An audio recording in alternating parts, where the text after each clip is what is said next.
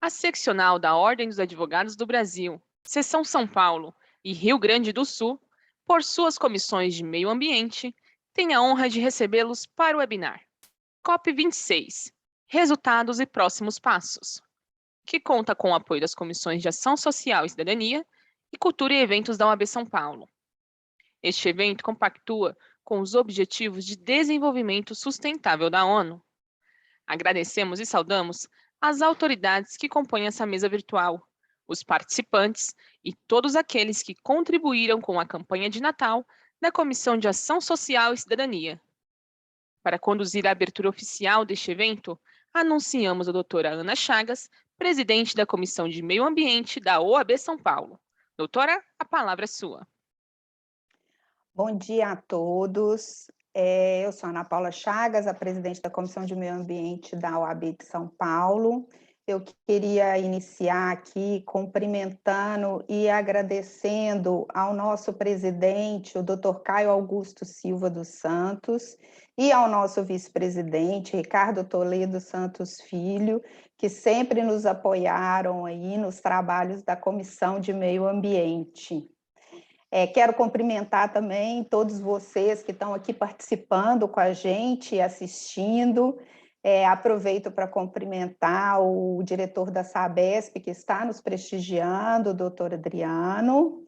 E a gente está aqui hoje, né? Eu estou aqui hoje junto com a minha colega Alessandra Lemen, que é vice-presidente da Comissão de Direito Ambiental da OAB do Rio Grande do Sul, com o secretário de Infraestrutura e Meio Ambiente do Estado de São Paulo, Marcos Penido, professor Ronaldo Ceroa da Mota, que é professor de Economia do Meio Ambiente e dos Recursos Naturais da Universidade do Rio de Janeiro, e com Gustavo Pinheiro, coordenador do Portfólio de Economia de Baixo Carbono do Instituto Clima e Sociedade, para falar sobre a COP26, que aconteceu em Glasgow entre os dias 31 de outubro e 13 de novembro desse ano.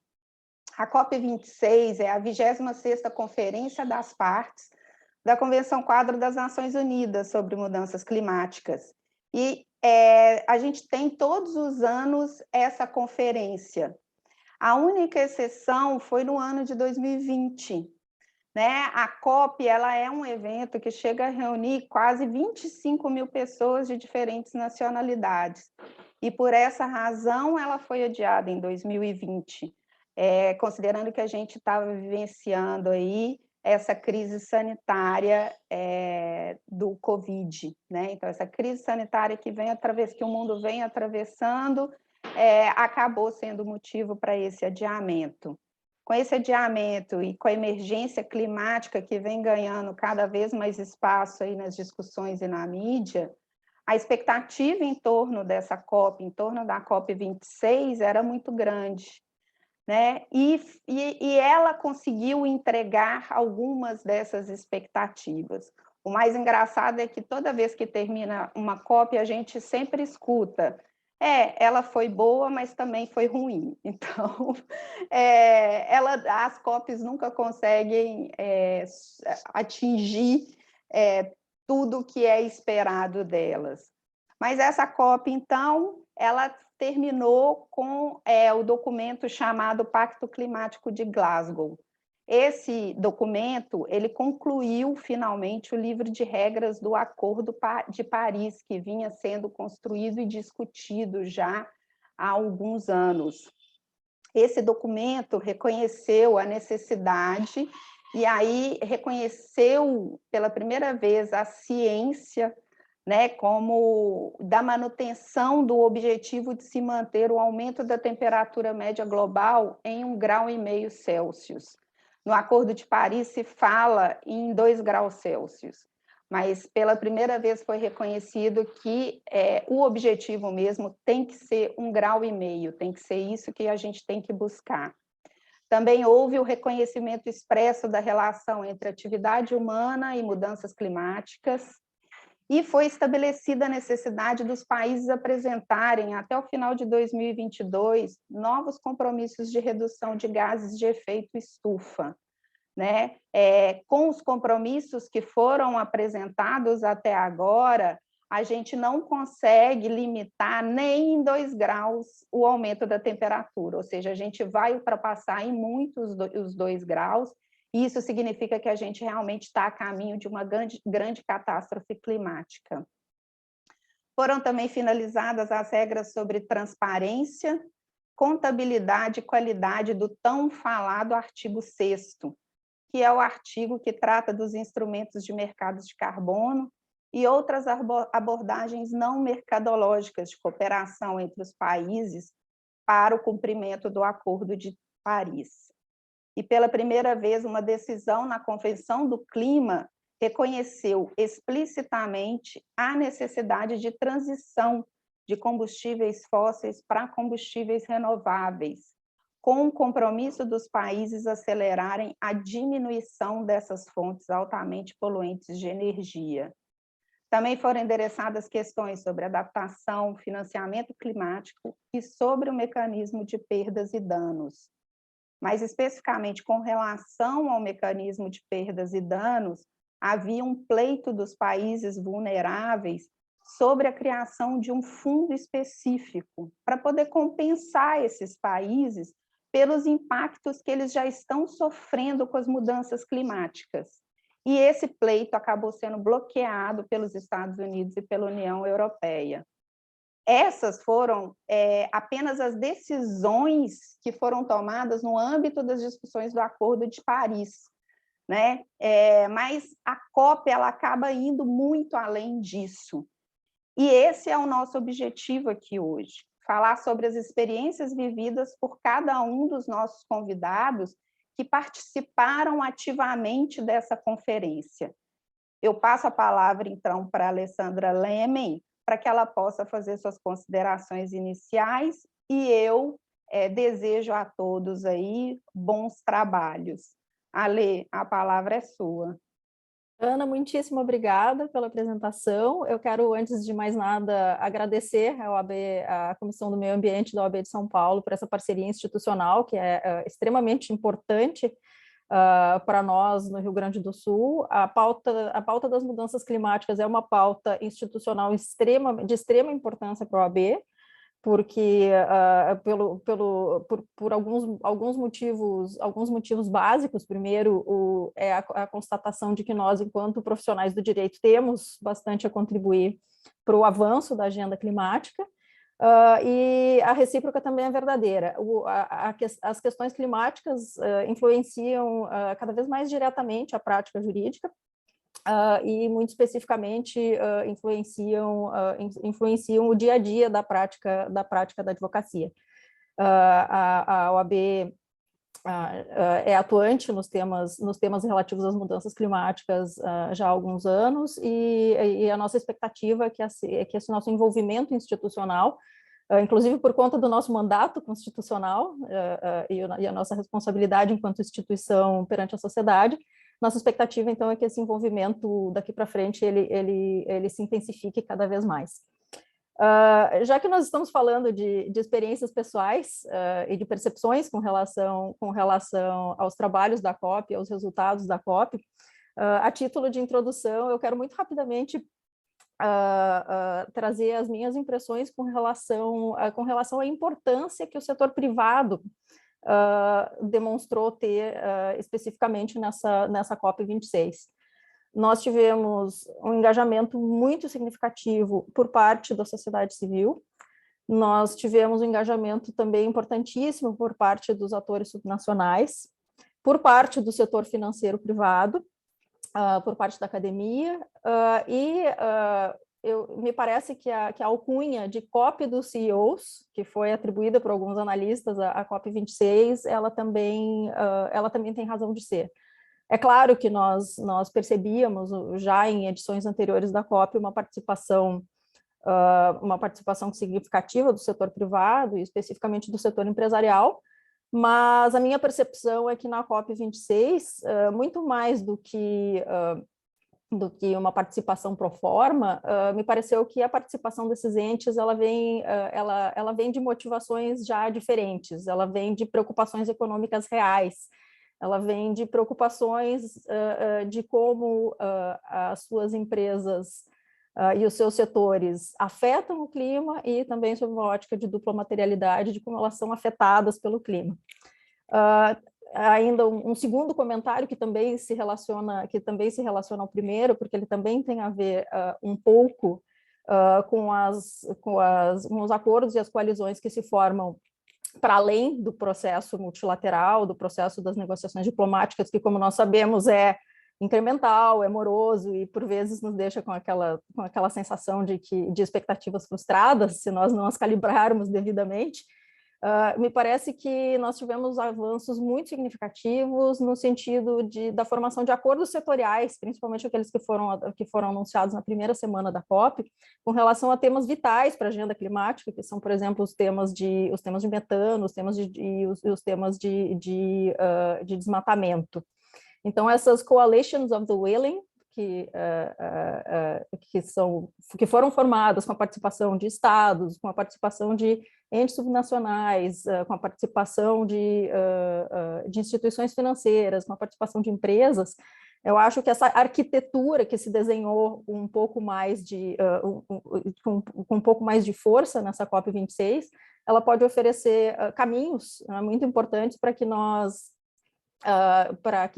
em arranjos de uma geometria um pouco diferente daquela que exige o consenso, né, de todos os países membros do Acordo de Paris, que nós possamos, então, avançar paralelamente às negociações oficiais com relação a temas que são vitais para que a gente possa manter vivo o objetivo a meta de 1,5 grau de aquecimento.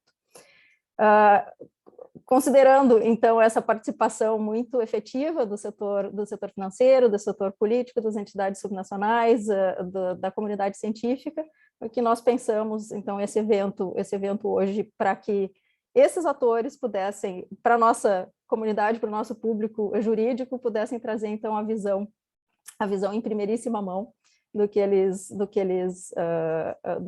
vivenciaram na COP26. Então, sem mais delongas, eu passo a palavra ao secretário Marcos Penido. Secretário, a palavra é sua. Muito obrigado, Alessandra. Agradecer muito a Ana Paula aqui pelo convite, agradecer o Gustavo e o Ronaldo de estar aqui conosco, a Adriana da Sabesp, a todos aqueles que estão participando. Então, agradecer essa oportunidade que nós estivemos na COP, a Ana Paula esteve conosco lá e tivemos a oportunidade de levar vários pontos, várias discussões e a impressão que fica de tudo que discutimos, de tudo que falamos, que talvez tenha sido a COP da conscientização. O que vimos em COPs anteriores era talvez um discurso distante daquilo que se levava como proposta e daquilo que se ia para a materialização ou se ia para as discussões mais efetivas, seja no setor privado, seja no setor da academia, seja no setor governamental. Havia uma distância muito grande entre os discursos e a finalização, aquilo que se concretizava. Em todos os momentos, em todas as discussões que estivemos presentes, tivemos oportunidade de sentir que o momento é da conscientização, o tema da necessidade de uma ação efetiva no combate às emissões, no combate ao tema de mudanças climáticas, ela já não precisa mais ser explicado, já não precisa mais ser explicitado, já existe essa consciência e, obviamente, em níveis diferentes, em pensamentos um pouco distintos, da forma de implantar, da maneira como deve ser colocado, mas a consciência já existe, já é um tema que ele foi absorvido. Como a própria Ana colocou, chegou-se ao ponto final de termos essa vitória da ciência com relação ao 1,5 grau, que era um tema que antes nem se conseguia discutir. Chegou-se à consciência da necessidade do mercado de carbono. Se existe, Alessandra, a questão do fundo que não foi discutido, que houve o bloqueio dos países dos Estados Unidos e da União Europeia com relação ao fundo, foi também muito discutido a questão das possibilidades e dos mercados que se abrem, das alternativas que se abrem para compensar essas ações e talvez os impactos que têm sido sentidos, principalmente nos países menos desenvolvidos. Para nós, no Brasil, eu acho que ela teve uma função fundamental. Nós sempre fomos como o país que era representado pelo governo federal, com a política A, com a política B ou com a política C, mas sempre uma coisa assim meio distante do dia a dia. A própria forma com que o governo federal conduziu o tema ambiental ou a importância que foi dada por eles no tema ambiental fez com que cada estado, cada ente subnacional assumisse de uma maneira efetiva a rédea e trouxesse as coisas para o chão, trouxesse as coisas para a efetiva implantação. Até porque, nos estados, a condição de se fazer os programas que cheguem na ponta, que possam ser aplicados, é muito mais efetiva. A falta de interesse federal, da política federal, com o tema, fez com que os estados se unissem e levassem a sua política. Tivemos a formação do consórcio Brasil Verde, com 22 estados se aliando, colocando todas as suas políticas focadas nesse tema. O nosso governador João Dória foi o primeiro a assinar um decreto no compromisso de São Paulo com Race to Zero. Esse compromisso foi seguido por quase todos os estados nacionais. Isso é muito mais importante para nós do que levar a posição do Brasil assumindo, porque cada estado efetivamente assumindo, cada administração assumindo, ela está muito mais próxima da realidade. E essa assunção desses compromissos pelos estados fez com que todos levassem políticas efetivas para a sua implantação. Seja aqui dentro de São Paulo, a política do ICMS ambiental na parceria com os prefeitos, seja os municípios resilientes, seja o grande programa Reflorestas, que é o de desmatamento, seja o nosso plano estadual de energia na substituição da matriz energética e na substituição dos combustíveis fósseis. São várias ações e, principalmente, o despertar da questão do mercado de carbono. Tivemos com o Ronaldo e com o Adriano, o Ronaldo Seroa, que está aqui participando conosco, com o Adriano da Sabesp, montando todo um programa com relação ao tema do mercado de carbono. Já tivemos oportunidade de levar essas nossas discussões ao setor privado, à Bolsa de Valores, para que nós possamos construir o nosso sistema estadual de registro de compensação e façamos com que esse sistema estadual, mesmo que de forma voluntária, possa gerar os critérios de validação, os certificados necessários e a própria valorização desse trabalho. Eu vejo, cara Ana Paula, que a COP foi muito importante nesse sentido de a inação de um trazer uma superação de outros. Isso, para mim, foi marcante.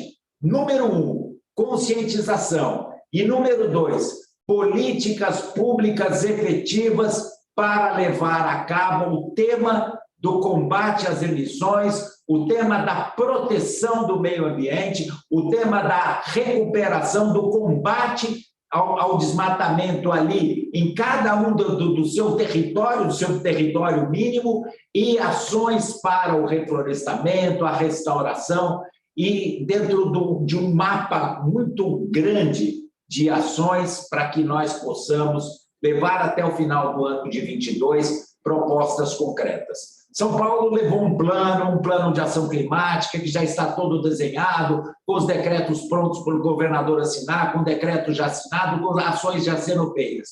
Mas o que é mais importante não é só São Paulo.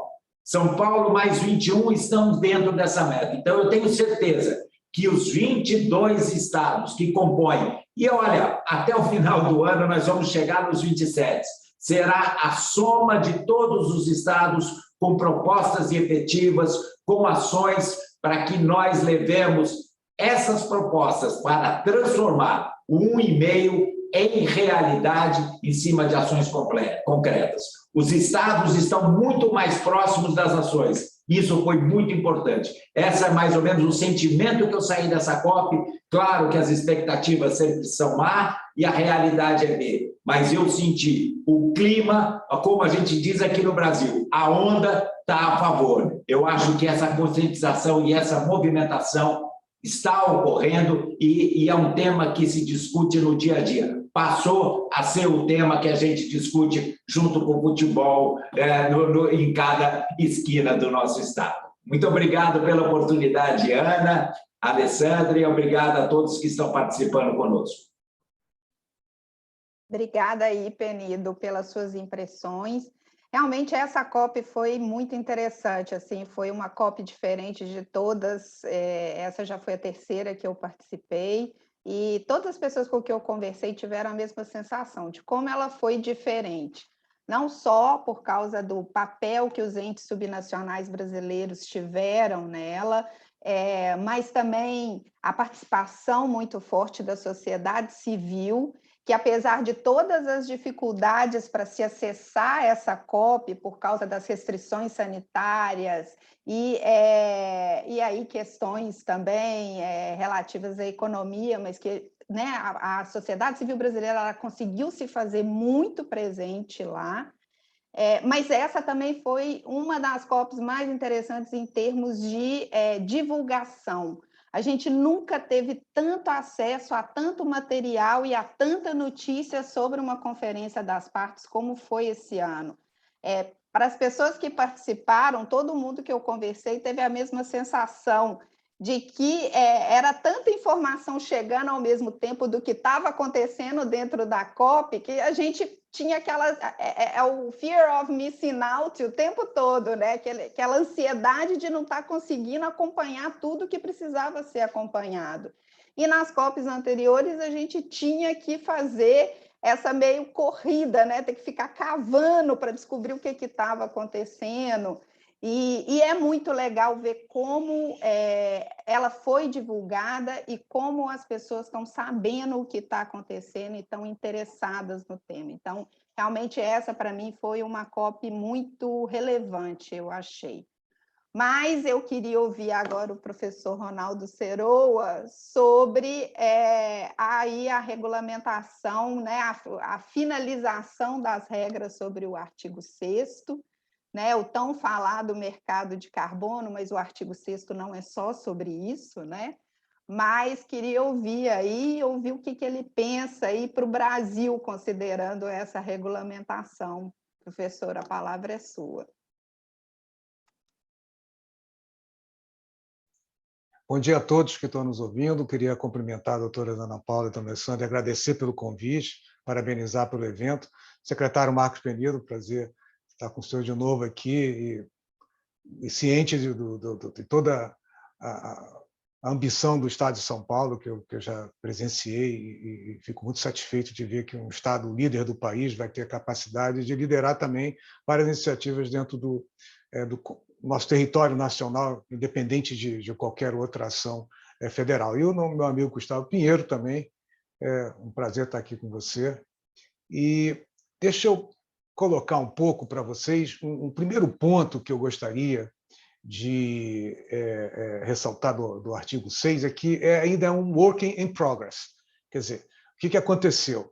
A gente decidiu aqueles pontos polêmicos, controversos. Tá? O primeiro texto que sai lá do artigo 6 para discussão já estava em colchete. Colchete a gente coloca as coisas em conferências diplomáticas, aquilo que não é consenso. Saíram 4 pontos que a gente já conhecia. O primeiro dele é como fazer o tal dos ajustes correspondentes. O que é isso? Um país que vende tem que aumentar o seu compromisso na Convenção, no Acordo de Paris, que é a sua NDC, que é o seu compromisso de redução voluntária, da quantidade que ele vende, para que o outro país que compra possa usar esse carbono que ele reduziu, essa mitigação que esse país que vendeu reduziu, no cumprimento da sua NDC. Porque o importante do mercado de carbono dentro do Acordo de Paris é que os países agora podem atingir as suas metas de NDC contando com a colaboração de outros países. Que países são esses que vão colaborar? Que tem um custo muito menor do que o país que está comprando. Então, é um ganha-ganha. Quem pode vender vai ter uma infusão de recursos financeiros e tecnológicos, e quem compra vai poder usar isso no seu compromisso. É claro que as pessoas vão fazer, os países vão comprar uma parte menor das suas NDCs, porque querem gerar emprego e investimentos nas suas próprias economias, mas algumas trocas serão muito atraentes, atrativas para as duas partes.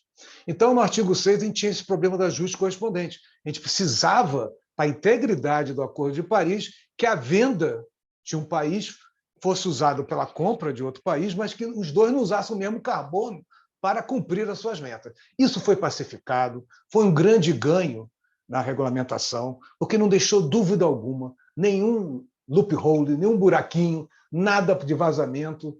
Eles amarraram muito bem.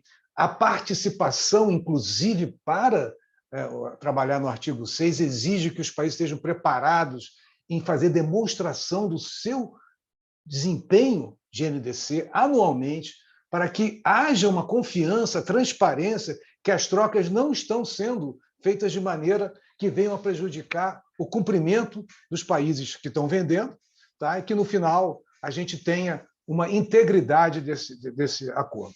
E que são esses instrumentos do artigo 6?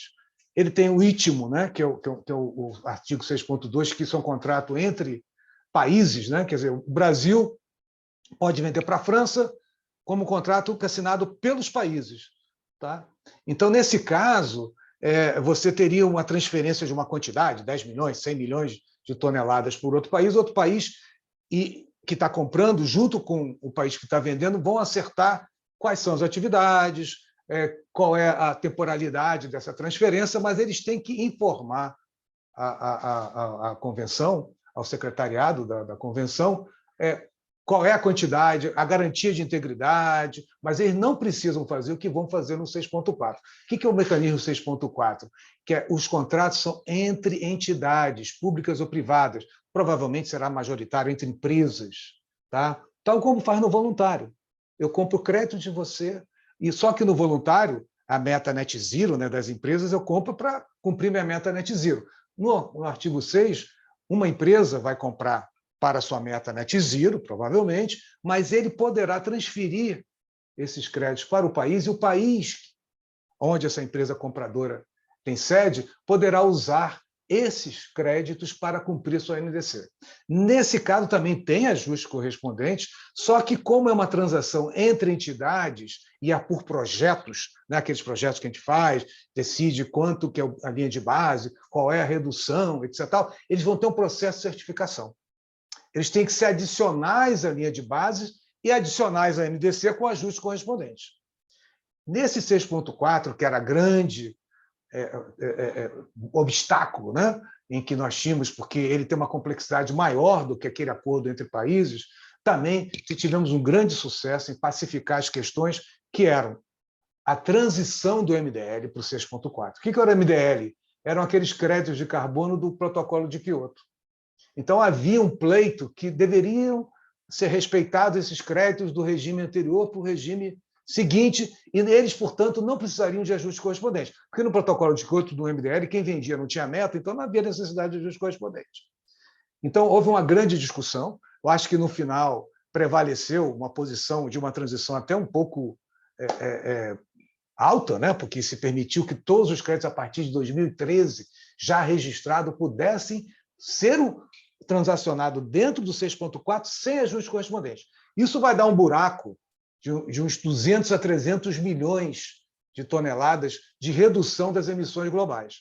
Esse acho que foi o trade-off, o ponto de negociação para a regulamentação do artigo 6, porque havia um pleito também dos países, principalmente os países de renda média e baixa, inclusive liderado pelo Brasil, que no 6.2 houvesse também o que no 6.4 estava previsto, que é um tributo nas transações, tá? Um tributo de valor, que é para financiar a adaptação dos países vulneráveis, e também uma redução das trocas, que é o MGE. O que é isso?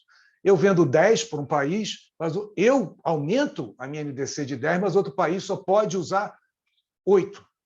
A ideia era ter um 20% de desconto. Por quê? Porque esses outros 20% eram um benefício para a redução global.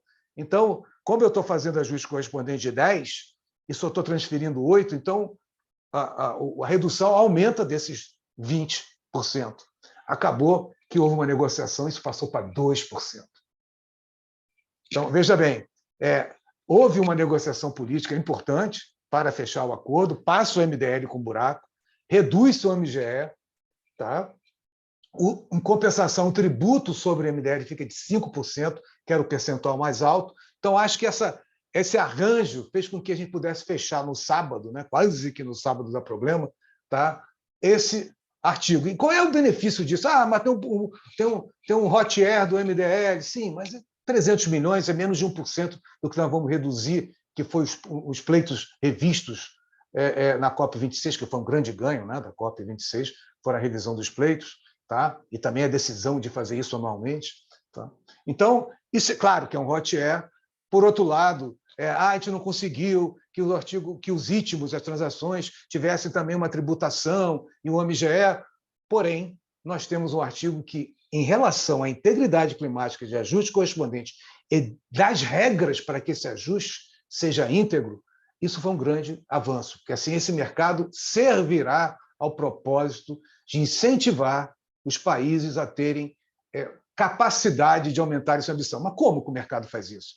Ora, veja bem, se eu tenho um país que tem um custo baixo e estou vendendo para um país que tem um custo alto, haverá uma transferência, como falei, de tecnologia e de recursos financeiros. O que esses países que vão vender poderão fazer é que eles não vão usar isso para cumprir sua NDC, porque eles têm que vender algo acima do que eles propuseram da NDC. Mas eles estarão, com isso, incentivando atividades que eles não tinham capacidade financeira nem tecnológica de fazer. Isso vai dar para eles uma base tecnológica e uma escala de projetos para se posicionarem em metas de neutralização no futuro.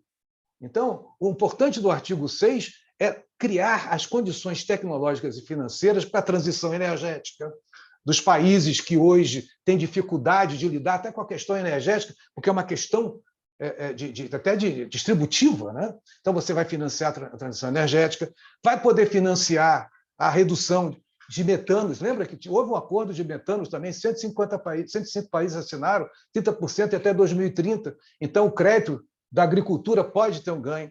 Houve o carbono azul, os oceanos entraram com o work stream também na COP26.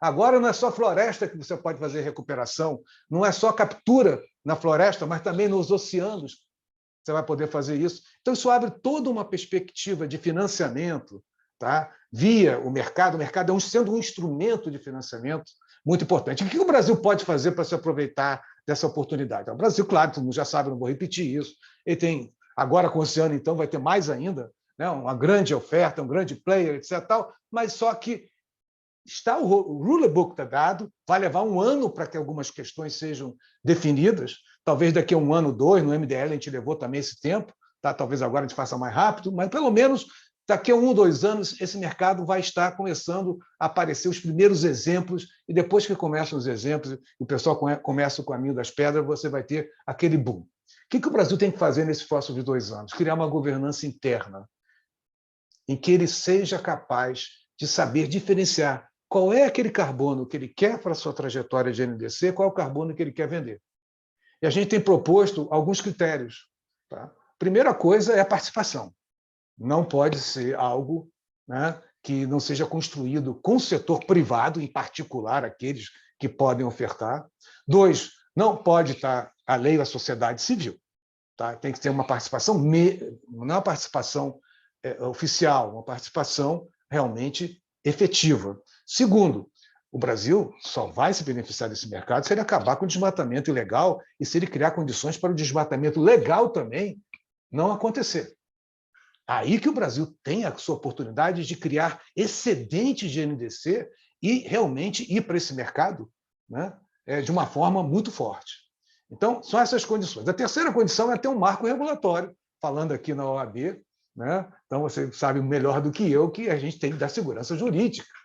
Tá? Então, a gente tem que criar internamente algum sistema de registro, como já foi proposto no 528, como o projeto de São Paulo, que é mais avançado ainda, está propondo. Tá? Nós temos que ter um RED jurisdicional revisto, nós temos que ter um sistema de governança de ajuste correspondente.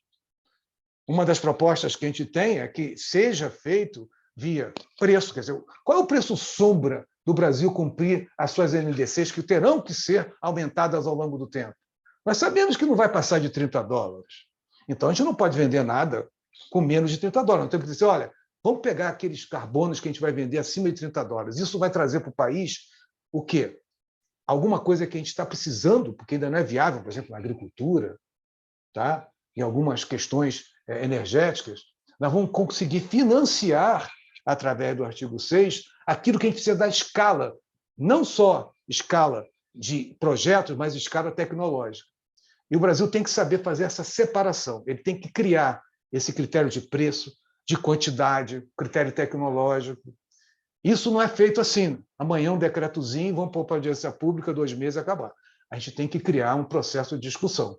Eu espero que o Brasil, dado esse entusiasmo que o Ministério do Meio Ambiente e da Itamaraty tiveram com o mercado de carbono, ele tem também com a ideia de que esse mercado de carbono seja um mercado realmente íntegro, não é só transição de MDL, e que a gente crie condições no Brasil de acompanhamento da NDC, de redução do desmatamento, de uma programação, de um plano de crescimento verde, como já foi proposto, que esteja tudo integrado. O mercado vai ser um instrumento para as nossas ambições de NDC e para a nossa trajetória de neutralização. O mercado em si não é uma política, ele é um instrumento. Se a gente não entender o objetivo que a gente quer chegar, a gente não vai conseguir utilizar bem esse instrumento. Então, entendendo, para terminar, nós temos que ter um Green Deal no Brasil, temos que ter uma política muito clara, transparente, como colocou o secretário Marcos Penido, onde a gente quer chegar, aí o mercado vai ajudar. Muito obrigado. Professor Ronaldo, muito obrigada. Eu concordo plenamente com que, para mim, a palavra-chave quando se fala de mercado de carbono é integridade. Eu comecei a trabalhar com o mercado de carbono na época da minha primeira dissertação, isso na época da COP10, quando o protocolo de Kyoto estava prestes a entrar em vigor. É evidente que a notícia da regulamentação do livro, da edição, finalmente, da conclusão do livro de regras do artigo 6 é extremamente bem-vinda. Na primeira semana de COP se tinha a perspectiva de que isso talvez sequer acontecesse.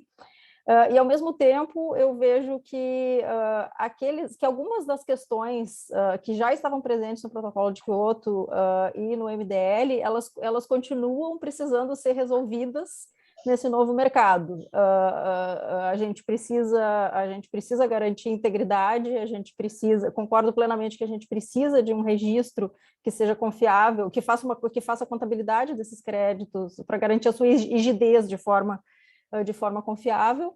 Nós continuamos precisando ter uma definição clara do que é adicionalidade, afinal de contas, né, porque esse critério se mantém, e com talvez um desafio adicional de fazer isso, de transpor essas experiências que a gente acumulou, que a gente amealhou no âmbito de Kyoto, para uma lógica diferente, que agora é uma lógica bottom-up, uma lógica de suavização daquele princípio operativo de responsabilidades comuns, porém diferenciadas, a suavização das distinções entre países de anexo 1 e de não anexo 1.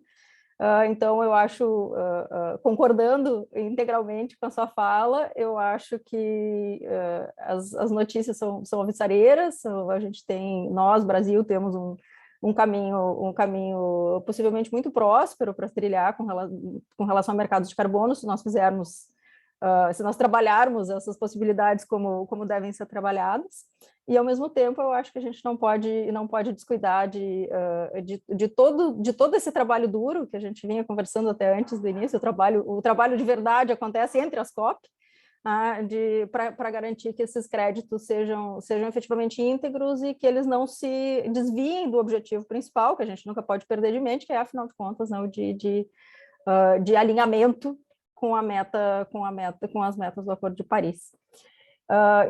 Eu passo a palavra ao Gustavo Pinheiro, que vem nos trazer hoje um pouco das suas impressões sobre a perspectiva do setor financeiro. O Gustavo, além das suas funções no IX, ele é também membro do painel consultivo do GFANS, que foi uma iniciativa que foi lançada, uma iniciativa capitaneada pelo Mark Carney, que foi lançada também na COP26.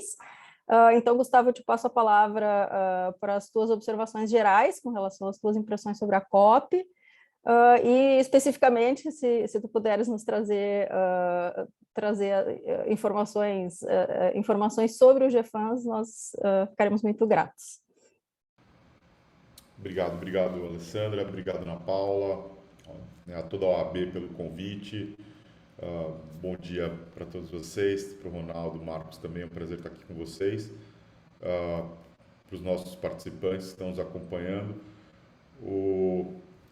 acho que como o Marcos colocou bem, né, essa COP ela teve esse caráter diferente, né, de engajamento tanto de governos subnacionais, e acho que no caso do Brasil a gente tem essa característica específica aí um pouco por conta talvez de uma ausência de um protagonismo que no passado o Executivo Federal teve, que abriu esse espaço, mas isso também aconteceu para outros países, né? Acho que não é uma característica exclusiva nossa, e também do setor privado, né? E no âmbito do setor privado, para além da participação de empresas e de compromissos privados empresariais, que já vinham em construção, né, desde COPs anteriores, com o lançamento da campanha Race to Zero pela próprio secretariado da convenção, né, que tem justamente esse objetivo de ir além dos países, né. A gente teve nessa COP o lançamento da GFANZ, né, a Glasgow Financial Alliance for Net Zero, né, a Aliança Financeira para Emissões Líquidas Zero de Glasgow, que foi uma aliança criada entre o final da COP de Madrid e essa, e que num período de tempo muito curto, né, ainda que tenhamos a pandemia ampliou, né, dobrou o tempo disponível, porque em vez de um ano tivemos 2 anos de preparação para essa COP, mas não foram 2 anos super aproveitados, né, porque a pandemia dispersou muito as atenções, inclusive dos países que estavam hospedando a COP, então um pouco uma parte desse período não foi aproveitado enquanto articulação, né? Esse período entre as COPs, onde tudo acontece para que a próxima COP possa ser um pouco mais ambiciosa do que a anterior, em termos de decisões.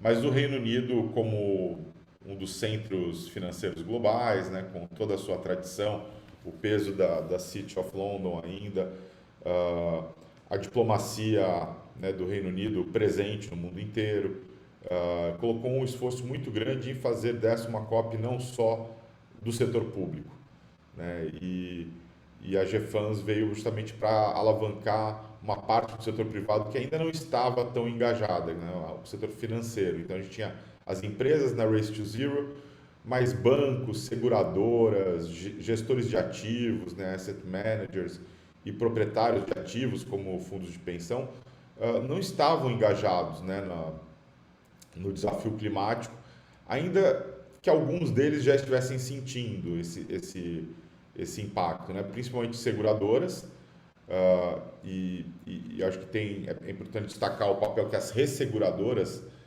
têm já no debate climático há muito tempo, né, então as grandes resseguradoras mundiais, a Swiss Re, Munich Re e outras, inclusive com cenários, né, produção de cenários de impacto econômico, porque são um setor que efetivamente paga a conta de uma boa parte dos desastres, né, ou pelo menos dos desastres que acontecem em economias onde os setores de seguros são bem desenvolvidos, e já vinham, inclusive, observando esses impactos, né. Acho que vale a pena destacar como talvez uma mudança de paradigma para o setor em termos de materialidade, o furacão Sandy, né, que devastou Manhattan e toda a região no entorno da ilha, com prejuízos enormes para as seguradoras, muito além do que os modelos deles previam, né? Então isso foi talvez ali um wake-up call, né? Um despertar para a urgência da questão. E havia já no âmbito financeiro, né, desde o lançamento da TCFD, né, a Força-Tarefa para o relato de informações relacionadas, né, a risco climático, um processo de internalização e desenvolvimento de métricas. Então, muitas instituições financeiras de todos os âmbitos, né, com destaque para os bancos, porque a TCFD olhou mais para bancos, mas também gestores de ativos e até mesmo alguns proprietários de ativos já estavam olhando para como é que eles lidam com isso. Então, a GFANS ela veio para trazer esses atores que já estavam começando a ficar preocupados com a questão, alguns que já estavam sentindo a materialidade, né, do risco climático, para algum nível de compromisso. Não é o final, né, é o começo. A GFANS foi lançada oficialmente na COP, mas é muito importante o nível de engajamento que foi alcançado, né? Realmente, eu acho que a articulação toda da campanha está de parabéns, porque eles conseguiram reunir, ainda que em número de empresas, né, não seja tanto, né, 450 firmas entre bancos, seguradoras, gestores de ativos e proprietários de ativos, em 4 alianças, mas que são responsáveis pela gestão de ativos da ordem de 130 trilhões de dólares. Né? Isso tanto em carteiras de crédito quanto em carteiras de investimento. E só para a gente colocar um pouco em perspectiva, né, esse número astronômico, o investimento anual no mundo, né, o investimento global, na formação bruta de capital fixo, quanto as economias investem em capital, é da ordem de 20 trilhões de dólares. Né? Então, a gente está falando de gestores de ativos com algo aí na ordem entre 6 e 7 vezes o investimento feito em todo o planeta durante um ano. Então, é muito significativo. Mas a gente tem que colocar também em perspectiva qual o compromisso que foi assinado. Né? Então, as ruas em Glasgow, né, os protestos diziam que era só blá blá blá, que sim, estavam todos os CEOs das empresas e dos bancos e das seguradoras e os maiores asset managers do planeta presentes em Glasgow. Teve um summit paralelo, né, justamente por conta das restrições todas para entrar no centro de eventos lá da Escócia. Criou-se um summit, né, em paralelo, o Glasgow Climate Summit, para os privados participarem. Né? A gente teve um dia dedicado a finanças, né, o terceiro dia, o Finance Day, quando grandes anúncios foram esses anúncios e vários outros anúncios setoriais foram feitos. Mas as ruas continuavam a gritar, olha, é só blá blá blá. E se você colocar em perspectiva, realmente o compromisso ainda é limitado. Né? Ele é um compromisso de descarbonizar suas carteiras até 2050. E assim como os compromissos dos países, tudo começa com o longo prazo. E esse talvez seja o grande desafio. Porque aquilo que está colocado, né, para um período daqui a 30 anos, é muito difícil que você efetivamente enxergue materialidade no presente. Né? Quando a gente faz valuation de empresas, a gente olha para 10 anos. Né? Planos de investimento de empresas, geralmente são planos de 4, 5 anos, quando muito. Né? A China, que é o país que planeja o longo prazo, faz planos quinquenais. Né? Então, você assumir um compromisso para daqui a 30 anos, por um lado, abre esse flanco para muitas críticas que têm sua base em relação ao quanto esse compromisso é real e o quanto ele vai se materializar já no curto prazo. E, como todos sabemos, né, o longo prazo depende da sucessão dos curtos prazos. Então, a gente tem esse desafio agora de entregar esses compromissos e já a partir desse ano, né, a partir desse período entre esta COP e a próxima COP.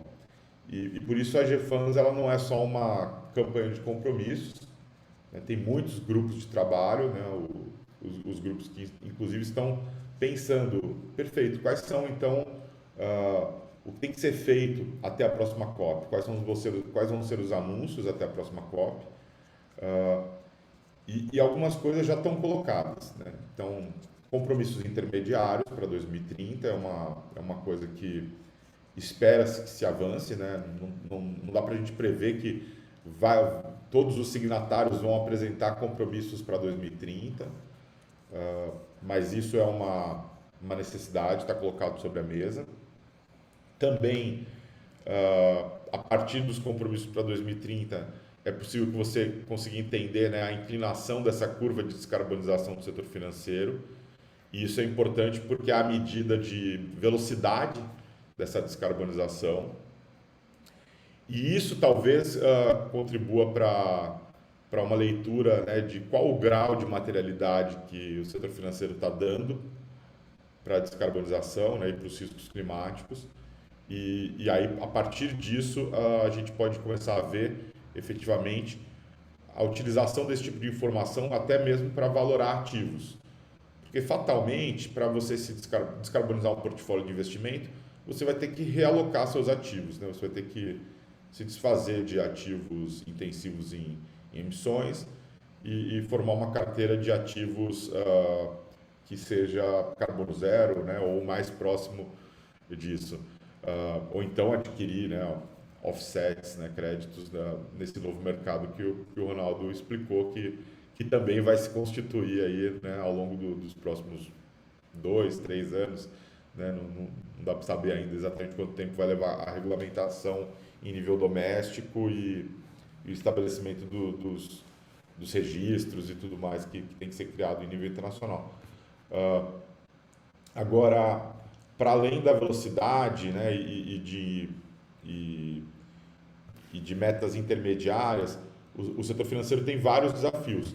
Um deles diz respeito a métricas mesmo, né? Quais são as métricas que eu vou usar?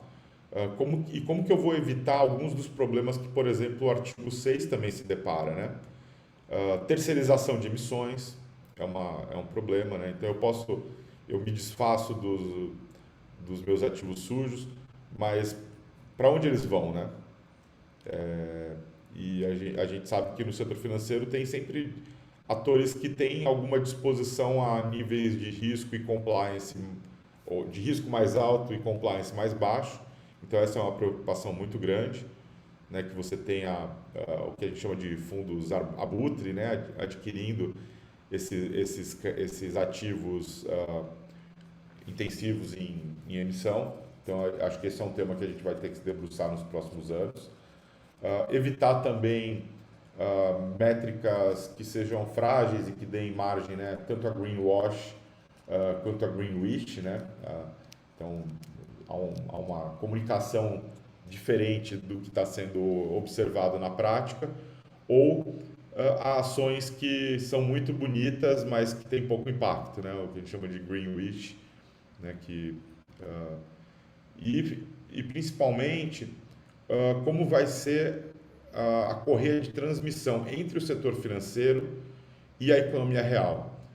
Porque o setor financeiro não é um grande emissor, então a emissão do setor financeiro é um setor de serviços, né? A emissão do setor financeiro está nas carteiras, e essas carteiras são recursos que estão ou alocados, né, em ativos, em ações de empresas, ou em empréstimos, né, para as empresas ou para governos também. E essa correia de transmissão, né, como é que você vai fazer a transferência das métricas que estão hoje no setor privado produtivo para o setor financeiro, é algo que ainda não está 100% claro, né? É importante dizer que existem padrões, né? Existem algumas regras para relato. A gente tem o GRI, o GHG Protocol tem essas preocupações, né? O GHG Protocol principalmente para escopo 3, né? Eu acho que é importante a gente observar, porque a gente está falando basicamente, né, de emissões na carteira de crédito e de ativos, então basicamente são um escopo 3, e a gente sabe que tradicionalmente o setor privado tem tratado o escopo 3 não com o mesmo cuidado que trata a escopo 1 e 2. Então, Eu acho que aí é um ponto de atenção para os próximos anos, para esse período entre COP, né, para a gente ver o que vai ser apresentado lá na COP do Egito e pensar com muito cuidado, né, acho que principalmente para um público de advogados, porque se isso não for muito bem feito, a gente já começa a ver no mundo, né, litigância. Né? Então a gente vê hoje litigância contra empresas, né, muito fortemente, e a partir do momento que o setor financeiro assume compromissos, abre-se também a possibilidade, né, de não se cumprindo esses compromissos, você também, né, ser alvo de litigância da sociedade, dos mais vulneráveis, né? Teve também lá na COP a questão de perdas e danos, né? Que tem uma relação direta com o direito, né? Com a possibilidade, inclusive, de litigância contra aqueles que não cumprirem os compromissos. Então, assim, ainda é muito cedo para a gente saber quais vão ser os desdobramentos disso, mas o primeiro passo foi dado. Ele não é um passo de entregar redução de emissões, ele é um passo de assumir compromissos, mas assim como foi para os países, para o setor financeiro é um passo muito importante e a implementação disso vai depender de vários fatores, inclusive da atuação, né, dos operadores do direito, para fazer com que os signatários dos compromissos fiquem em conformidade, né, com os compromissos que assumiram. Então, acho que serão anos muito interessantes os próximos.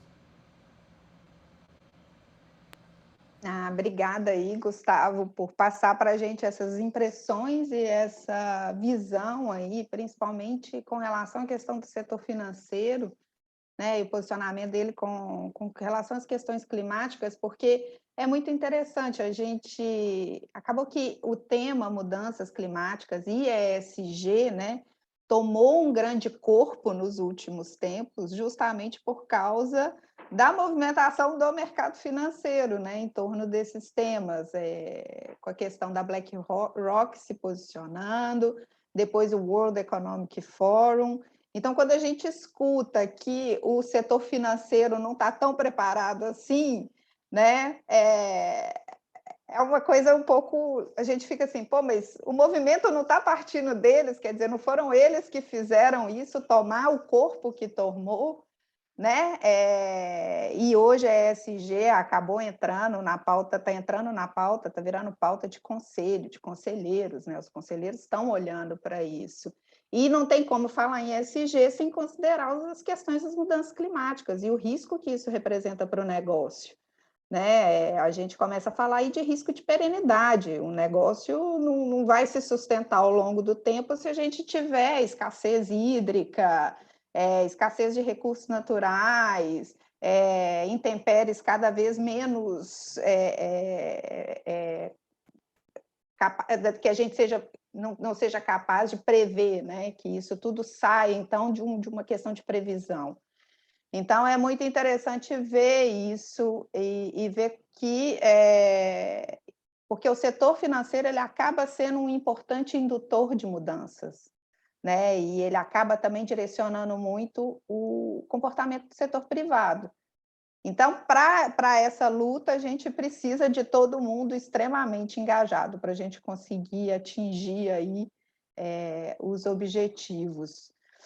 Bom, considerando avançar na hora, a gente tem uma pergunta aqui para o Penido e para o Seroa, então eu vou endereçar a pergunta, depois eu passo a palavra para a Alê, e aí a gente passa para as considerações finais aí de cada um de vocês. Mas muito obrigada a todos.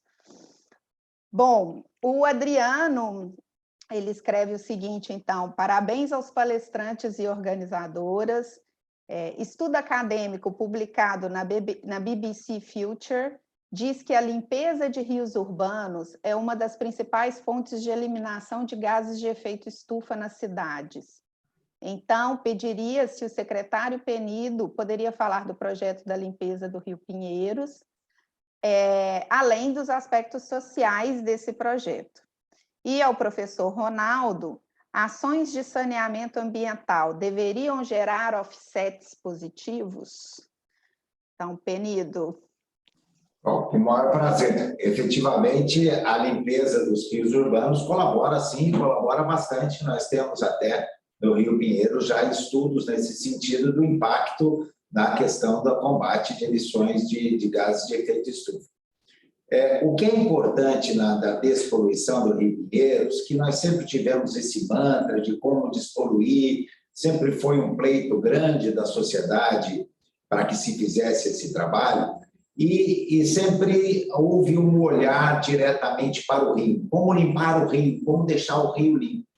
E de maneira diversa de tudo isso, desde quando assumimos esse desafio junto com o nosso governador João Dória, antes até dele assumir, já lá no final da campanha, que nós fizemos todo o estudo, nós vimos que a solução do rio somente poderia ser possível através do combate à causa. Qual é a causa? A causa é a falta de tratamento de esgoto. É a matéria orgânica que continua sendo lançada no rio a cada segundo pelos seus afluentes. Então, o desafio cumprido foi de fazer uma despoluição baseada no saneamento, baseada na eliminação dessa contaminação através da carga orgânica. Só para se ter uma dimensão do nosso Rio Pinheiros, ele está circunscrito em uma bacia que vivem 3 milhões de pessoas. Nessa bacia de 3 milhões de pessoas, 1,6 milhão não tinham seu esgoto direcionados para o tratamento, significando 540 mil ligações, seja em residências, prédios, pequenos comércios ou indústrias. Essas ligações, para que pudéssemos fazê-las nos coletores que ficam antes dos afluentes e evitar que esse esgoto chegue no afluente e, por consequência, no Pinheiros, sejam coletados e encaminhados para tratamento, foi o nosso grande desafio. Então, dessa carga orgânica de 2.800 litros por segundo que eram lançada no nosso Rio Pinheiros, 2.300 era diretamente ligada a essas ligações ou as residências que não encaminhavam para o tratamento. Essas 540 mil ligações, nós já temos 465 mil realizadas. Porém, nós tínhamos um segundo desafio. Dentro dessa bacia que vivem 3 milhões de pessoas, nós temos as comunidades, as áreas informais, onde não conseguimos fazer a ligação no porta a porta por questões, seja da irregularidade da área, seja por questões até operacionais, porque como não há uma urbanização da forma que nós conhecemos, para você chegar numa casa, você tem que passar por diversas outras, criando um problema físico. Nesse caso, nós estamos construindo nessa bacia mais 5 estações de tratamento de esgoto, para que possamos instalá-las, e estamos instalando a jusante abaixo dessas comunidades, fazendo com que, através de um corta-rio, nós façamos o afluente entrar inteiro dentro dessa estação de tratamento e a água chegue limpa. Então, o projeto do Rio Pinheiros, ele tem no tripé, que é saneamento, desassoreamento e limpeza de resíduos sólidos, o tema de um tratamento e do saneamento básico lato sensu. Nós estamos conectando a rede de tratamento 1,6 milhão de pessoas, estamos eliminando uma carga orgânica de 2.800 litros por segundo, estamos já removemos 500 mil metros cúbicos de sedimento, dando mais volume de água dentro da calha, e vamos até o final do ano que vem remover mais 500 mil metros cúbicos, e temos todo um trabalho de educação ambiental junto à sociedade e também de limpeza do lixo superficial no conceito da questão dos resíduos sólidos, da maneira correta de tratar, inclusive com implantação de cooperativas para que possamos, juntos a essas comunidades, junto aos locais mais afastados, dar o correto tratamento ao resíduo sólido. Então, esse é um trabalho de qualidade do meio ambiente. Quando nós falamos de despoluição, o conceito do Rio Pinheiros, e aí muito bem colocado com o Adriano, que nós deixamos de fazer essa emissão, vem num conceito de educação ambiental, proteção do meio ambiente e saneamento básico. Esse movimento replicado, não só nesse rio que corta a cidade de São Paulo, mas por vários outros rios metropolitanos, faz com que, além da dignidade às pessoas levando o saneamento básico, possamos também fazer a eliminação das emissões de gases de efeito estufa. Obrigada aí, Penido, por explicar aí o projeto do Rio Pinheiros para a gente. E, professor Ronaldo, agora a pergunta é, projetos de saneamento, eles podem gerar offsets? Sim, claro, e acho que é vital que isso aconteça. Por quê? Veja bem o dilema de uma empresa de saneamento. Ela trata esgoto e gera metano. Ela pode, muito bem, com esse metano, ela vai ter um conflito, né, de investimento. Eu trato, gero mais metano, mas aí eu tenho um compromisso net zero, como é que eu faço isso? Quando o tratamento tem um efeito de qualidade local inquestionável, mas ele tem aquela produção de metano. E tem várias tecnologias para você capturar esse metano e transformar isso em energia. Só que custa caro. É esse que vai ser a grande atratividade do mercados que vão, não só voluntário, né? Porque agora com essa ideia de metano, redução que saiu na COP26, quero enfatizar isso. Isso foi um grande ganho que nós tivemos lá. O carbono azul e o metano entrarem na pauta, isso eu achei tão importante quanto outras coisas que aconteceram. Tá? Então, nós teremos oportunidades, seja no mercado voluntário, no artigo 6, ou nos mercados de compliance, que são os ETS, né, os Cap and Trade. São Paulo tem uma proposta até para o próprio São Paulo, se o Brasil não vier a ter. Tá? Você pode usar offset. E aí eu vou começar a resolver aquele dilema do conflito de investimento das empresas de saneamento. Ao contrário, eles vão ser agora, participarão via offset, né, dentro desses mercados, com o financiamento que precisam. Eu acho que tem que ter uma importância tão grande quanto outras formas de offset, só para terminar. Se eu puder só colocar um ponto sobre isso também, porque Claro. é bem interessante esses projetos todos, né, do setor privado, e muitas vezes o pessoal olha assim e fala, não, porque os bancos não têm que financiar isso, ou os gestores de ativos têm que alocar o seu capital nos setores de baixo carbono. O setor financeiro, particularmente, ele carece desses projetos para que ele possa fazer a transição. Né? Não é o setor financeiro, não é um banco, nem é um gestor de ativo, um asset manager, que origina o projeto. Né? Ele está lá com o dinheiro para financiar. E ele tem que escolher entre aquilo que tem disponível no mercado. Né? É até uma crítica muito grande que existia aos movimentos de desinvestimento, né? Que falavam assim, vocês têm que desinvestir de petróleo e gás. Perfeito, mas o trabalho do gestor de ativos é alocar o investimento em alguma coisa, não é ficar com o dinheiro em caixa. Né? Então, se eu vou desalocar de petróleo e gás, se eu vou desalocar de uma empresa de saneamento, por exemplo, que trata o seu esgoto e emite metano, eu tenho que alocar em um outro ativo. Pode ser uma empresa de saneamento que fez os investimentos ou que tem lá um projeto, né, para justamente capturar esse metano e usá-lo para geração de energia ou qualquer outro uso que evite que ele vá para a atmosfera. E essa oferta de novos projetos é uma coisa que muitas vezes, né, se reclama, porque os bancos não fazem, os gestores... Não, mas esses projetos eles não vêm, né, do setor financeiro. O setor financeiro é setor de serviços.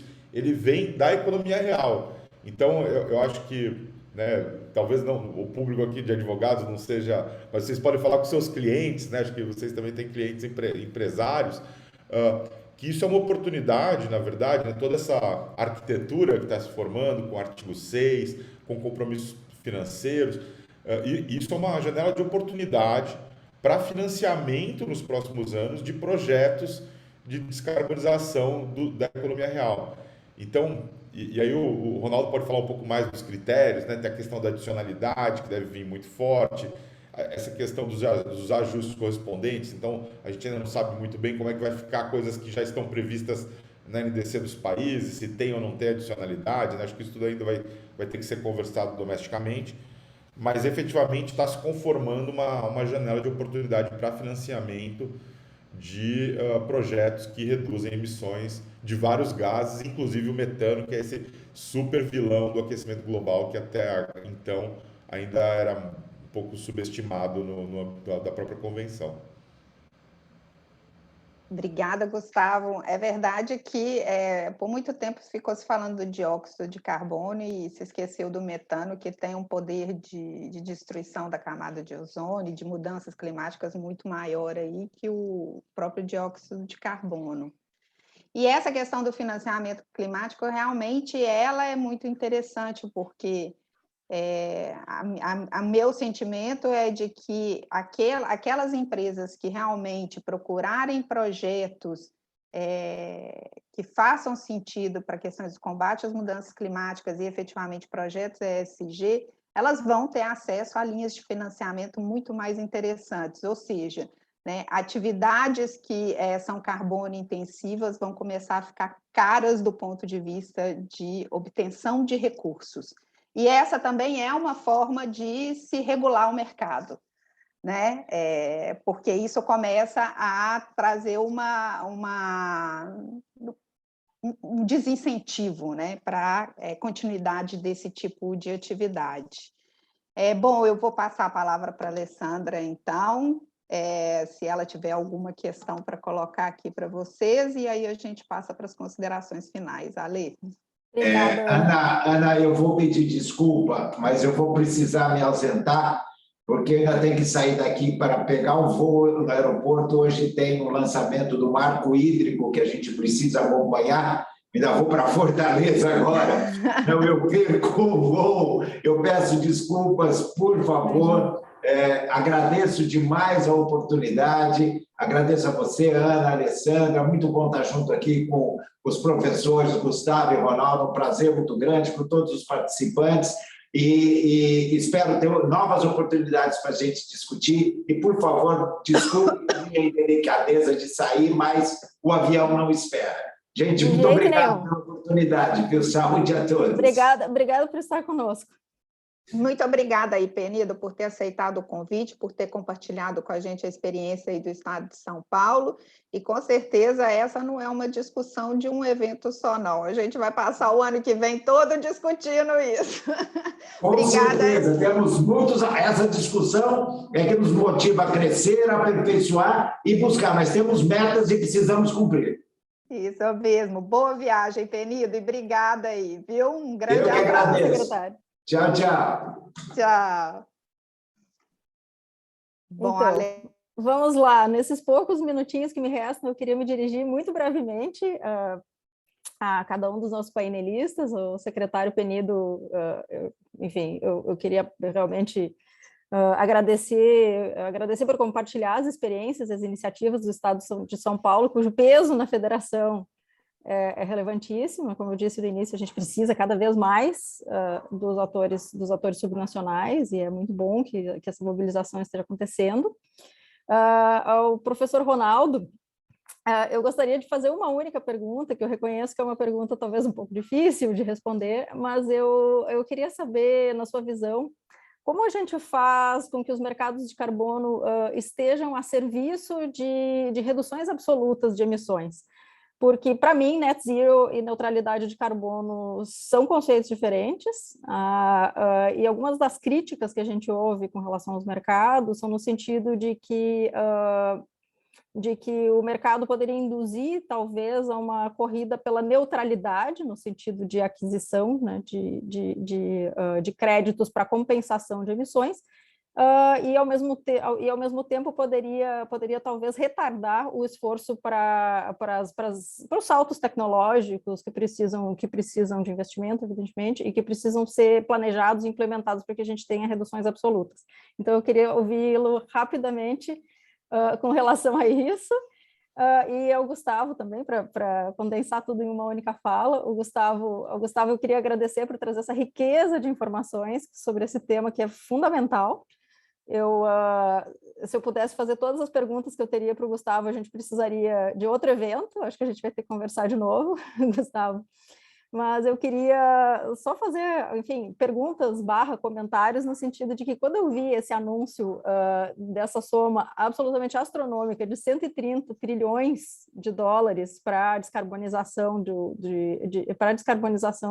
de ativos das instituições financeiras, eu também fiquei com o seguinte ponto de interrogação. Esses 130 trilhões são, evidentemente, a soma do total dos ativos, né, das instituições financeiras signatárias. Então, eu queria saber, claro que tu já antecipaste, já disseste que tem grupos de trabalho, essas discussões também são delicadas, mas eu queria saber se existe pelo menos alguma expectativa com relação à velocidade dessa realocação. A gente tem uma linha de chegada em 2050, talvez uma linha de chegada em 2030, mas no próximo ano fiscal, no próximo exercício, a gente vai ter conseguido avançar alguma coisa. Então, essa era uma das perguntas. A segunda pergunta é se tu achas que precisaria da participação de instituições financeiras que hoje, nesse momento inicial, não participaram. Por exemplo, fundos soberanos, private equity, ou se sequer é o objetivo. E depois eu teria também, obviamente, outras coisas para falar que englobam muito mais os aspectos jurídicos, né? Mas eu queria falar muito brevemente de um deles, que é a questão dos compromissos voluntários, que eu nem gosto de chamar de voluntários, eu chamo de autorregulação. Eu acho que isso é bastante negligenciado no sentido de que as empresas, por vezes, talvez não compreendam a profundidade das implicações de assumir um compromisso voluntário, um compromisso de autorregulação. E isso tem a ver, evidentemente, com a questão da litigância que o Gustavo mencionou. Então, eu queria ouvir o professor Ronaldo sobre a questão do net zero versus neutralidade, e depois o Gustavo sobre essas questões sobre o GFANS. Obrigado, Alessandro. Sua pergunta é muito importante. Inclusive, a pergunta que você fez para mim tem muito relacionada com a que você fez para o Gustavo. Então, vamos deixar uma coisa bem clara. A gente está falando de várias alianças, que as empresas, o setor financeiro vai começar a considerar nas suas decisões de investimento critérios de ESG, e hoje as empresas, que ainda não somam mais do que 20%, 30% do PIB mundial, já têm metas net zero. Tá? Isso tudo, o que é uma meta net zero? Porque nós estamos falando daqui a 20, 30 anos. Qual é a trajetória? Se a gente olhar muito bem quem é que está dizendo como é que vai fazer essa transição, é muito pouco. Se a gente olhar como é que esses portfólios estão se alterando, muito pouco. Se a gente olhar os investimentos em fossil fuel, em energia fóssil, comparar com renovável, a gente ainda está com pouca claridade, indicadores de que a transição realmente está começando. Mas, claro, que nós temos muito tempo, só que o que você colocou das empresas estarem usando muito offset, por exemplo, a Europa já acordou para isso. Então, eu quero chamar a atenção para você o seguinte: daqui a 1, 2 anos, vamos estar conversando sobre uma outra coisa. Como que vai ser o disclosure das empresas que falaram que são net zero. Ninguém é obrigado a ser net zero, mas uma vez que definiu que vai ser net zero, como é que eu protejo o investidor? Como é que eu informo o setor financeiro? Hoje, na Europa, a partir de 23, quem é a empresa pública, sociedade anônima, vai ter que fazer ativo, passivo, patrimônio líquido e disclosure de ESG. Não tem problema. Ele pode, no passivo ativo, ele diz que tem lucro e tem prejuízo. E ninguém é obrigado a ter lucro nem prejuízo. Ele não é obrigado a cumprir a meta net zero, mas se ele não cumpriu, ele vai ter que dizer. Se ele excedeu, ele vai ter que dizer. Se ele usou 30%, 40% de offset por uma redução que ele se propôs, vai ter que aparecer lá. Então, não cabe, como é um mercado voluntário, a meta é voluntária, não cabe ninguém obrigar ninguém a fazer o que tem que fazer. Nenhuma empresa é obrigada a dar lucro, mas nenhuma empresa é obrigada a ser net zero. Mas tem que informar se deu lucro e tem que informar se está cumprindo o que ele propôs. Isso é inevitável, porque senão nós teremos o greenwashing, né, que o Gustavo colocou. Então, essa regulamentação ela virá. Já tem na Europa, UK já está fazendo, Canadá, Austrália, todo mundo, Estados Unidos, etc., a SEC, isso vai acontecer. E aí aquele ponto que você colocou, tem empresas que estão achando que o net zero, tá, é uma promessa daqui a 30 anos, que daqui a 10 anos eu converso sobre isso, não vai ser assim. tá? O preço dos mercados de carbono, com ajuste correspondente, não vão ser $10, vão chegar a 100. E tomara que chegue. Agora, não pode ser de um ano para o outro, né? Porque senão vai todo mundo recuar nessas ambições. Vamos criar canais, como foi dito pelo Gustavo, não oficiais de despejo de energia suja, tá? Ou transferir isso a preços de banana para os países pobres, que é o pior de tudo, né? Então, que é o paradoxo, né? O Green Paradox. Então, o que nós vamos ter uma regulamentação aqui, porque a Europa já acordou para isso, e nós temos que começar a trabalhar. Então, eu até incito que a gente comece a pensar sobre isso. Ninguém é obrigado a ser net zero, mas não é estresse climático do Banco Central. Estresse climático do Banco Central é o seguinte: eu quero saber se os rendimentos da sua empresa elas vão sofrer algum tipo de variação com os efeitos da mudança climática ou com essa transição, né, que nós vamos ter energética. Será que eles vão sofrer? São dois tipos de efeitos, né? Um é um furacão e o outro é que tem o black bloc que está tirando dinheiro da sua empresa. Você está entendendo? Então, isso o Banco Central já faz do físico, mas não faz do financeiro. Nós vamos ter que fazer também do financeiro, ainda mais, o disclosure, que é a dupla materialidade. Não é como o combate, a mudança climática me afeta, é como eu afeto a mudança climática. De novo, ninguém é obrigado a fazer nada, mas se diz que está fazendo, vai ter que mostrar. Tá? Então, por isso, a gente não vai regular a quantidade de offset. O Gustavo colocou do escopo 3. Tá? Isso é uma questão da autorregulamentação. Você olha assim, net zero, science-based, etc. Não há convergência, não há consenso. Da mesma maneira que no mercado voluntário não há consenso de ajuste correspondente, não no artigo 6, tá? Naquele mercado voluntário, mas vai ser inevitável. Porque não temos como, depois de 2030, trabalhar com offset. Todo mundo é net zero. Como é que é você net zero vendendo para você, nós dois usando o mesmo carbono? 2, nós vamos reduzir desmatamento, vamos fazer transição energética com o que está na prateleira, mas as tecnologias disruptivas elas têm que entrar. Não existe esse negócio de chegar a 2050 com as tecnologias que nós temos agora. É impossível. Não existe isso. Nós vamos ter um choque de preço de carbono grande. E aí, por último, só para comentar uma outra coisa, não, porque lá na COP26 teve lá no setor D, não sei se você lembra aquela tenda que era meio afastada lá, muitos economistas trabalhando. Como é que os bancos centrais vão trabalhar? Porque agora eles vão ter que colocar nos modelos deles de ciclo econômico também essa transição energética, esse choque de preço do carbono. E eles vão ter que trabalhar anticíclico. Isso tudo está sendo pensado na academia. Tá? E vai chegar tão rápido como chegou esse SG em 2, 3 anos. Tá? E tomara que a gente tenha a rapidez de absorver isso tudo e processar. Professor Ronaldo, tudo isso é música para os meus ouvidos. E como a gente já passou um pouquinho do tempo, eu passo diretamente para o Gustavo. Tentar ser bem sintético. Acho que hoje na GEFANS particularmente, né, a gente vê 4 caminhos que são principais para evitar todas as armadilhas que o Ronaldo bem colocou. Um é o apoio à economia real, né, então a gente tem que ter esse engajamento do setor financeiro com a economia real para criar esses vasos comunicantes, né, essas correias de transmissão, garantir que essas informações circulem, né, até os acionistas. Né? Então, sair do nível só do conselho é legal, né? O conselho agora, os conselhos estão se engajando, mas o conselho tem que engajar para baixo, né? Para dentro das corporações, ou seja, até o analista, né? Não adianta ficar só no nível de conselho, mas também para cima, né? Para os acionistas.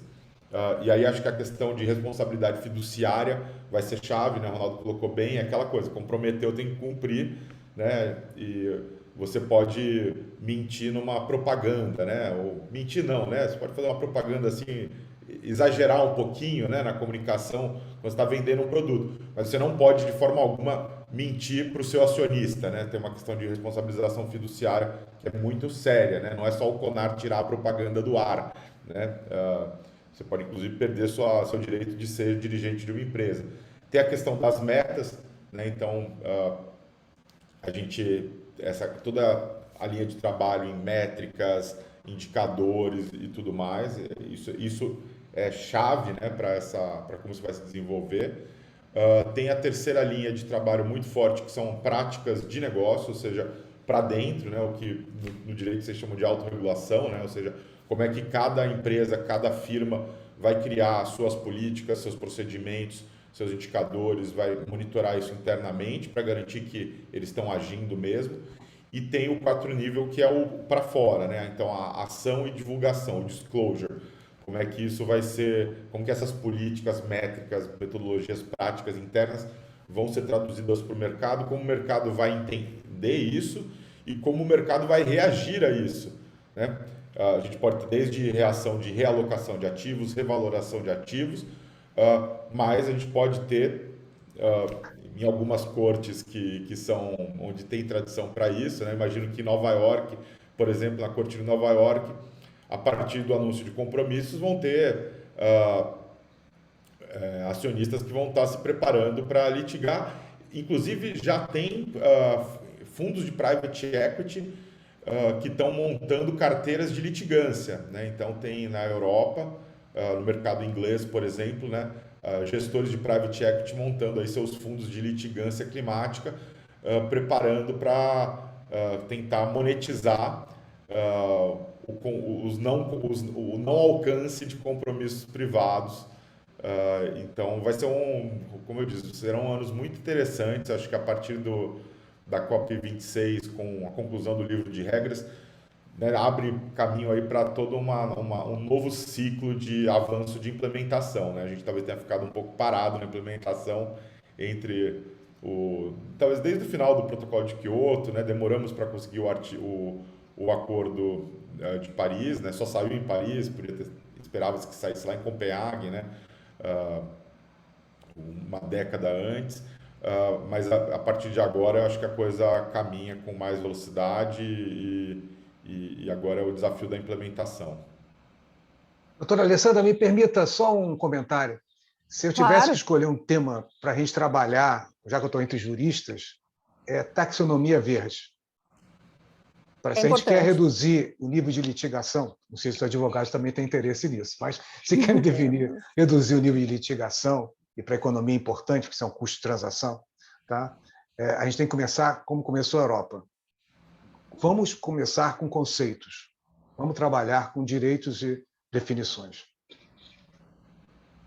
Legal, obrigada. Eu queria dois comentários super rápidos de outcomes da COP, já que a gente está falando de COP, que eu achei que tiveram pouca visibilidade. Vocês dois falaram sobre métricas, teve aquele avanço, como a gente esperava já no ano passado que ia acontecer por parte da IFRS, no sentido de tentar virar o padrão, como eles são para as divulgações financeiras. Talvez isso nos ajude no futuro. E também aquele anúncio do Antônio Guterres no sentido de que vai ser criado um comitê, comissão, não sei o nome técnico do órgão, para supervisionar pledges do setor privado. Era só isso, e muito obrigada pelas respostas fascinantes. Obrigada aí, Gustavo, Ronaldo. Muito interessante tudo isso, e a questão de métricas aí, de taxonomia, realmente é extremamente relevante, porque é a partir daí que a gente começa a ter realmente a segurança de que está todo mundo trabalhando na mesma linha, né? É a forma de criar o incentivo, na verdade, porque senão você começa a ter uma disparidade muito grande e aí você acaba desincentivando quem realmente está levando a discussão a sério, né? Então, risco sistêmico. Risco sistêmico, isso mesmo. Mas, olha, bom, considerando avançar da hora, a gente vai ter que encerrar.